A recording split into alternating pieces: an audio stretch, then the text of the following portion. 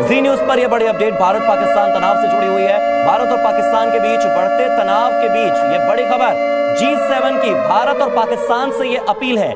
G7 ये कह रहा है कि तनाव खत्म करने के लिए आप बातचीत करें, तनाव खत्म करने के लिए कम्युनिकेशन हो भारत और पाकिस्तान के बीच। ये G7 ने अपील की है। दोनों ही देशों से यह अपील की जा रही है कि वो बातचीत के माध्यम से इसको सुलझाएं, लेकिन अब बात नहीं होगी क्योंकि लातों के भूत बातों से नहीं मानते। ये बात पाकिस्तान को हमने बार बार समझाई, बावजूद इसके पाकिस्तान समझ नहीं पाया।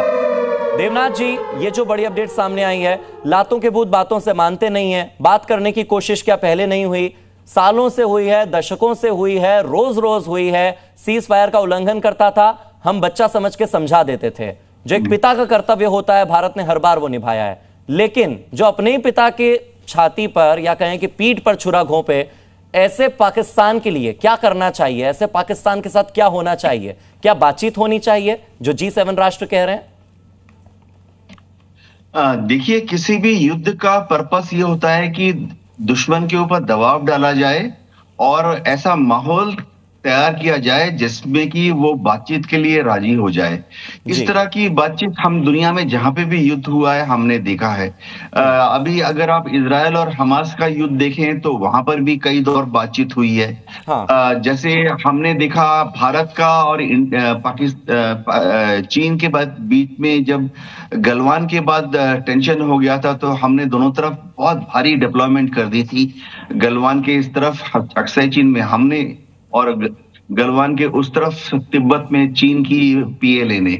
तो ये जो युद्ध का माहौल होता है, इससे उभय पक्ष एक दूसरे पर एक दबाव डालता है कि अगर युद्ध से यानी हथियार से नहीं। देवनाथ जी, आपके पास में लौट कर आऊंगा, माफी के साथ आपको रोक रहा हूं क्योंकि हमारे दर्शकों को यह बताना बहुत ज्यादा जरूरी है कि जिस नूर खान एयरबेस पर अटैक की खबर सामने आई है, पाकिस्तानी मीडिया के हवाले से एक और बड़ी खबर अपने दर्शकों को बता देते हैं कि नूर खान एयरबेस में बड़ी तबाही हुई है, नुकसान हुआ है। पाकिस्तान की सेना के प्रवक्ता मीडिया के सामने कह रहे थे कि कोई नुकसान नहीं हुआ, लेकिन पाकिस्तानी मीडिया के हवाले से ही यह खबर सामने आई है कि 1935 में स्थापित हुए रावलपिंडी के पंजाब प्रांत के नूर खान एयरबेस पर तबाही हुई है, नुकसान हुआ है। पाकिस्तान की वायुसेना का यह अहम एयरबेस है, रणनीतिक तौर पर अहम, क्योंकि इस्लामाबाद रावलपिंडी है।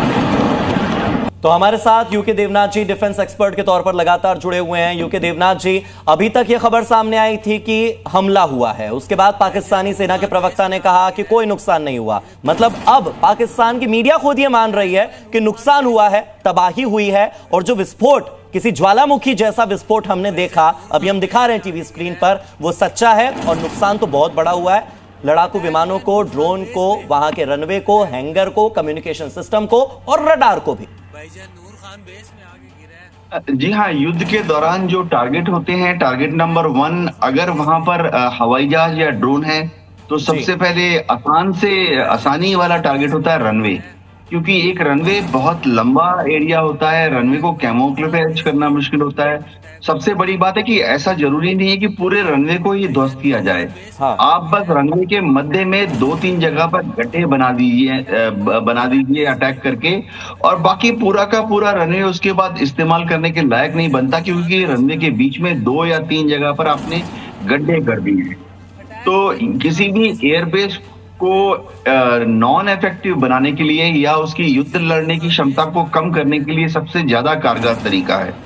एक और तरीका ये होता है कि वहां जो ऑपरेशनल कंट्रोल सिस्टम है, base air defence control system है, उन पर हमला किया, क्योंकि जो कमांडर है जो कि अपनी मिसाइलों को ऑपरेट करते हैं, रेडार को ऑपरेट करते हैं, वो बेस एयर डिफेंस सिस्टम यानी BADC में बैठे होते हैं। हाँ। BADC में बैठ के ही वो ये भापने की कोशिश करते हैं कि भारत का जो हमला है वो भारत के हवाई जहाजों ने किया, कि भारत की मिसाइलों ने किया, कि भारत के ड्रोन ने किया, और वो किस दिशा से आए।